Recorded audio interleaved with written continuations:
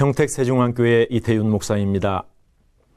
미국에 가서 여행을 하다 보면 그 드넓은 땅에 동과 서, 남과 북으로 사통팔달 잘 뚫려 있는 고속도로들을 볼 수 있습니다. 그런데 문제는 고속도로에서 야생동물들이 해마다 30만 마리 정도가 죽고 그로 인한 2차 사고로 인명피해도 많이 발생한다는 것이었습니다. 이 문제를 해결하기 위해서 각계각층이 다방면으로 연구한 결과 고속도로와 들판 사이에 철조망을 쳐야 한다는 결론을 얻었습니다. 그러나 엄청난 길이의 철조망을 설치하려면 많은 예산이 필요했습니다. 연방정부에서도 각 지방정부에서도 난색을 표시하고 고속도로 관리회사에서도 손을 쓰지 못하고 있을 때 용감하게 팔을 걷어붙이고 나선 사람들이 있었습니다. 그들이 누구였을까요? 그들은 돈이 많은 사람들이 아니었습니다. 어쩌면 가장 가난하고 재정이 열악한 야생동물 보호협회가 발벗고 나선 것입니다. 이 협회는 전 국민을 대상으로 철조망의 필요성을 홍보하면서 모금을 하여 필요한 재정의 3%를 모았습니다. 많이 부족했습니다. 연방정부에 호소했습니다. 이번엔 정부도 감동을 받아 없는 예산을 긴축하여 20%를 지원해 주었습니다. 하지만 아직 77%의 재정이 부족했습니다. 이들은 포기하지 않고 기도하면서 길을 찾았습니다. 그때 보험회사가 생각났습니다. 자동차 보험회사를 찾아가 해마다 야생동물들이 고속도로에 뛰어들어 발생한 교통사고와 재판으로 인하여서 파생되는 재정 결손을 따져보게 했더니 야생동물 보호용 철조망 건설이 훨씬 이익이라는 결론을 얻은 자동차 보험회사들이 나머지 77%의 재정을 충당하여 모든 고속도로 주변에 철조망을 설치한 것입니다.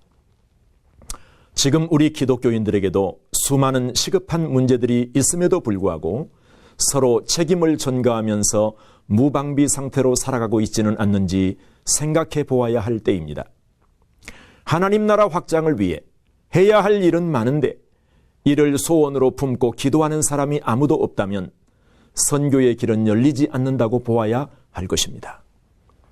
사도행전과 로마서를 보면 바울은 로마에 복음 전할 간절한 소원을 가지고 있었는데 그 이유 중 하나는 당시 로마는 세계 각국의 문화가 교류되는 요충지이므로 로마의 복음을 전하면 세계의 복음이 전파될 수 있다고 보았기 때문입니다.